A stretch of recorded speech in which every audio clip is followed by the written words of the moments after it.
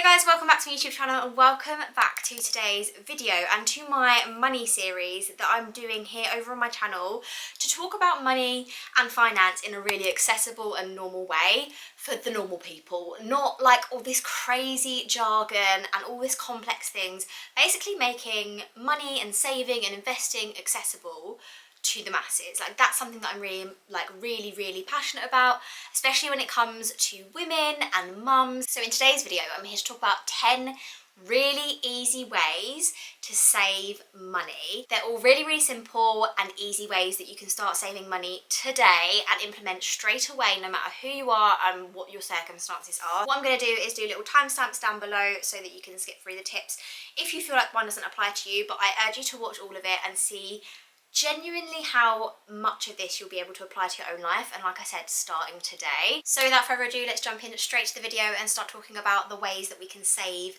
money really easily. Firstly, we're talking all things food shop, and I feel like for a lot of us, food prices and our weekly shop price has just skyrocketed over the past year.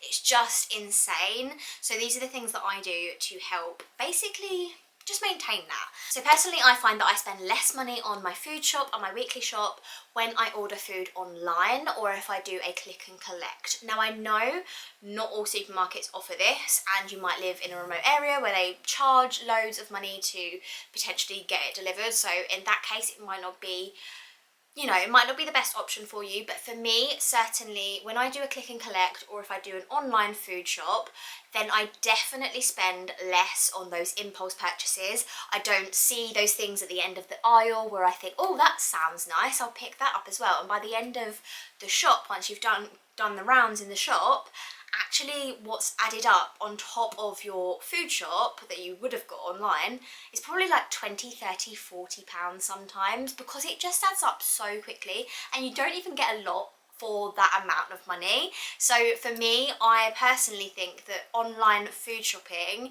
has saved me lots of money, especially if I were going to the bigger supermarkets, like not the budget supermarkets like Lidl and Aldi, for example. If I were to shop at Tesco, because they have everything that I need in that shop, for example, then online shopping or click and collect shopping works for me. However, tip number 2 for those that don't want to do online shopping and they prefer to potentially shop at a more discount shop because that's how they feel they will save money and it's different for everyone, I would say write a list and stick to it, because I am so guilty of going into Lidl, Aldi or a shop like that and then thinking, oh, that's so cheap, I'll buy an extra thing instead, I'll buy this other thing as well. Write a list of the things that you need and stick to the list. I know that's really difficult sometimes. I think probably I'm talking about myself here.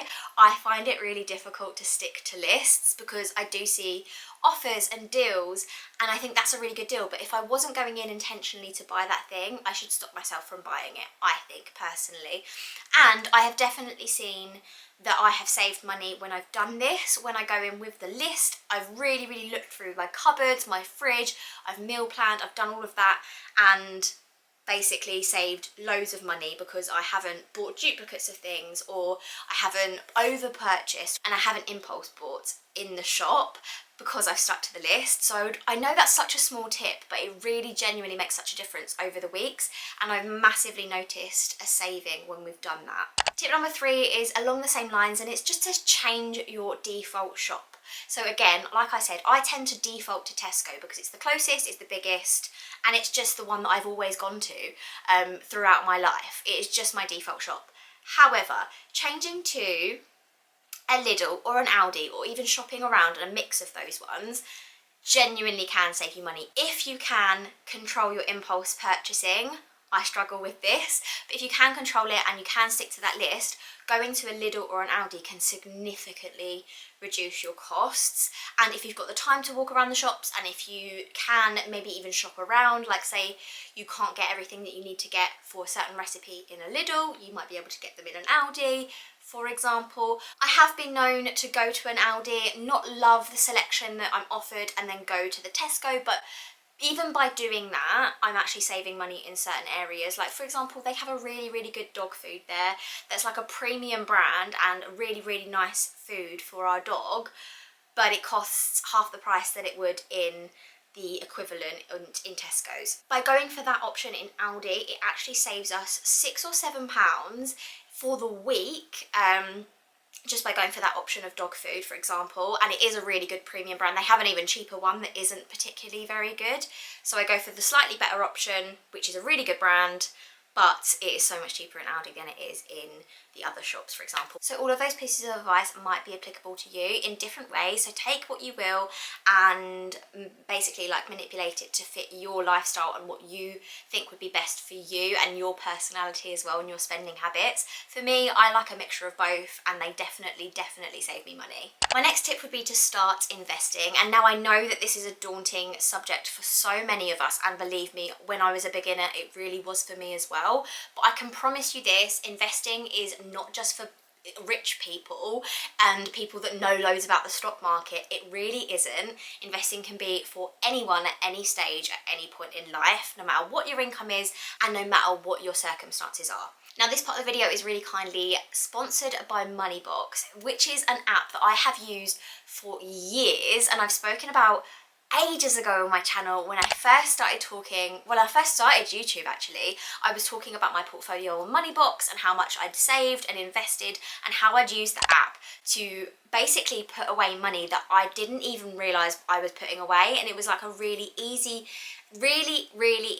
starting point for me when it came to saving and investing, and I'd really like to talk about it to you guys today. Moneybox offers loads of different ISAs, which is an individual savings account, and this stocks and shares ISA can be opened in literally minutes. So I've spoken about them before, but stocks and shares ISAs is a tax-free way of saving and investing your money. You can actually invest up to £20,000 per year if you're lucky enough to have that kind of money, tax-free, which is why it's one of my favourite ways to save and invest. Or with Moneybox, you can actually add your money as cash and earn 3.25% interest rate variable until you're ready to invest it. Essentially, if you're looking to save money and you're putting it into a low interest savings account, your money's not really making any money for you, and actually it's depreciating in value. But by investing your money, you're actually helping your money grow, which is making you money in turn and trying to keep up with inflation and sometimes even beating inflation.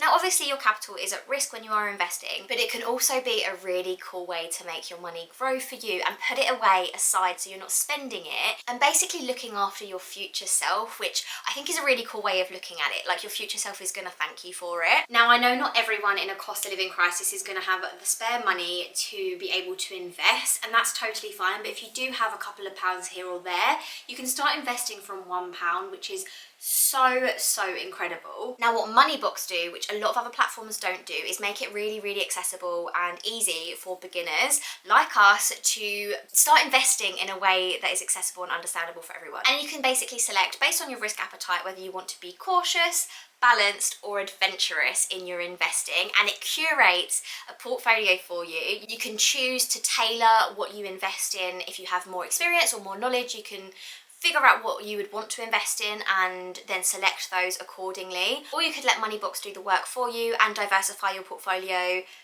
based on the risk appetite that you've chosen. And the really cool thing that I like is you can deposit money in your own way, basically. You can do it through roundups, which I think is a really cool way of investing, because it's basically investing in dribs and drabs without you really noticing it. So roundups, if you guys don't know, are essentially if you're spending 80p on something, it rounds up that 20p and then invests it for you. So it does that in weekly deposits, which I think is a really cool way of doing it without you really noticing that money coming out of your bank account. And then by the end of the month, you might have invested £20, £30. You don't really see it coming out of your bank account in those little bits, but by the end of the month or by the end of the year, your portfolio could have grown massively without you really putting the effort in, which I think is really cool. You can also do one-off deposits if you want to set a bank transfer to go out at the beginning of the month. Say you want to put away £50 a month, you can set it to do that on the first of the month, and then that will go straight into the investments that you've selected on the Moneybox app. The app's so easy to use, and you can start investing from £1 literally today. You can open a stocks and shares ISA on the app in minutes. So I would definitely encourage you to tap the link in the description box if you want to look at Moneybox and see how it could help you start your investing journey and save money towards whatever your goal is. You could also use the QR code that I've popped up on the screen to make it nice and easy to download the app. My next tip is syncing funds. So this is another like weird jargon word that you hear in the savings budgeting world, but realistically it's the most obvious way to like budget your money. You can do this in so many different ways. You can do this in envelope, like cash stuffing, which is like the old-fashioned way my nan used to do this, like literally getting envelopes and writing shopping on it, and then putting the amount that you want to spend on shopping that month or that week into that envelope, and only opening that envelope of money when you go to the shops for that shopping trip. But in this day and age, there's so many different ways of doing it. You can use different apps to help you basically categorize your money for different things. You can just do that manually with cash if you wanted to. There's so many different ways of doing it, but I cannot tell you how much this has transformed my savings like life basically. So for me, I like to use these for bigger purchases that happen throughout the year, like my MOT, like Christmas, like birthdays, anything like that, big things I know that I have to pay out for every single year. I save a little bit of money per month towards, and then when it comes to that big expense, it's not a big expense because I've got the money aside for it already. So for example, if you wanted to spend £600 on Christmas at the end of the year, so in December, including your food, your shopping, obviously like Christmas presents, decorations, whatever it might be, say £600 is going to cover that. But in December you're not going to have a spare £600 just pull out of thin air. You can save £50 a month every single month towards the end of the year, and then Christmas won't be a financial struggle for you. I'm not saying that that's going to be easy for everyone, and everyone's budget will be different for Christmas. You don't have to spend £600, like that is a lot of money. If you don't have £600, maybe reduce that to 200. Maybe spend £100 on food and £100 on gifts, and then that's your lot. But figure out what the amount is and divide it by the amount of months that you've got left until that moment. So for example, my MOT is due this month, so I have saved towards that every single month. I'm assuming that it's not going to pass and it's going to have some sort of thing that I'm going to need to pay off. Maybe that's pessimistic of me, but I would rather be in that position than expect it to pass and then it fail and then me not have the money to back it up. So that's my mentality. I would really urge you to look at your yearly expenses, your big expenses that you know are coming up, and figure out how you're going to save towards those in little chunks, so it just again future-proofs yourself, and like your future self will thank you for it. Now let's talk about shopping and impulse buying and all of those fun things, because I think this is where a lot of us like fall down this rabbit hole of it's just a very easy thing now to shop, isn't it? And I think for me, one of the biggest things that helped me was to delete shopping apps from my phone. And I know that sounds like a really weird tip, but if you delete the shopping apps from your phone, for example, the ASOS app or the Zara app, two of my favourite apps that I had on my phone to just browse on and think, oh, that's really cool, really nice. Actually, then it's making it harder for me to go onto those apps and browse. And if I don't browse, then I don't want to purchase. And if I don't purchase, like if you don't see something, you don't want to purchase it. If you're browsing and you actually see something and you think, oh, I want to buy that, oh, it's only £20, I'll buy that. If you do that every single week or every month, or you know, even more than that, it's going to add up. And for me, that's that impulse purchase like mentality that I have to like stop myself from doing. Obviously, if you need a piece of clothing or if you need an item and you intentionally go on the website to find it, that's slightly different. But if you are impulse buying just because you've seen it online, you're scrolling, you love it, that's different. And I feel like deleting the shopping app has massively helped me, because it means that I have to intentionally go out of my way to log in, remember my password, all that stuff. Whereas if the app is there, it's just like face recognition and it lets me in straight away and lets me buy stuff. That brings me to my next one, which is to delete autosave from your phone, your tablet, your laptop, everything. When I say autosave, I mean your card details, your address, all of that stuff. And I know sometimes that might be a bit of a hassle, like if you know, I'm like this, I want everything to be quick and easy and convenient. But the thing is, retailers are making it so easy for us to buy things straight away, because those impulse purchases is where they get you. And when you're trying to save money or looking to cut down on those expenses, that's a really easy way of doing it, because you have to think twice about it. You have to get up, you have to go and get your card from your bag. If you can even find your bag, where's your card? Like, I know for me, I personally, if I'm on the sofa just scrolling and I think, oh, I'll just buy that quickly, it's only £5, only £10, whatever it is, if my autosave isn't on there, I'll go, oh, that's so annoying. Will I get up from the sofa to go and find my purse? I don't know.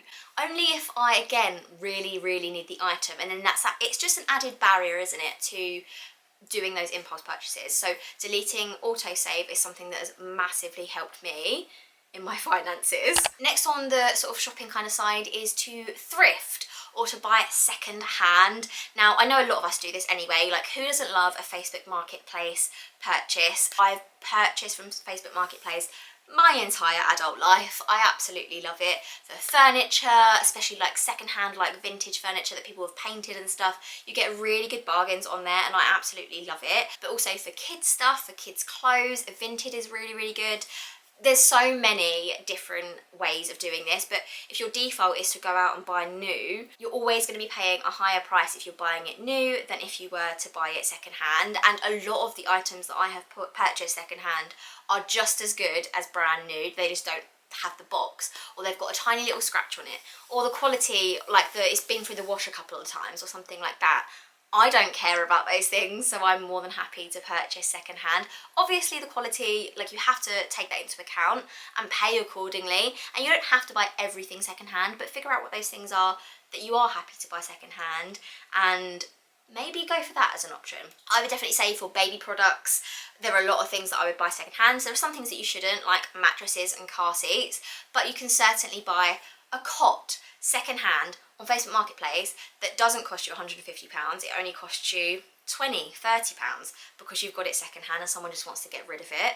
That is definitely where I'm going to be looking for a lot of my purchases for baby girl when she arrives. When we start buying baby stuff, I definitely bought loads of George's stuff secondhand as well off of Facebook Marketplace.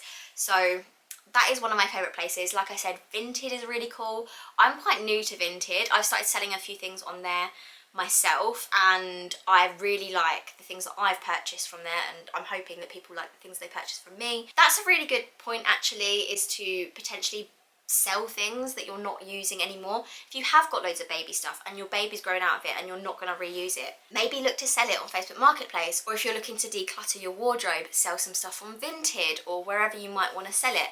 I feel like thrifting, buying secondhand, but also like getting rid of your stuff and selling things to other people that want to thrift and buy secondhand is a really good way of saving money but also making a bit of money. So definitely those are really good tips that I have definitely used in the past. Another one that I really wanted to talk about was to basically setting yourself limits as to what you're going to spend on a certain category per month. And it doesn't mean you can't spend money in this category. Absolutely not, because that's no way to live.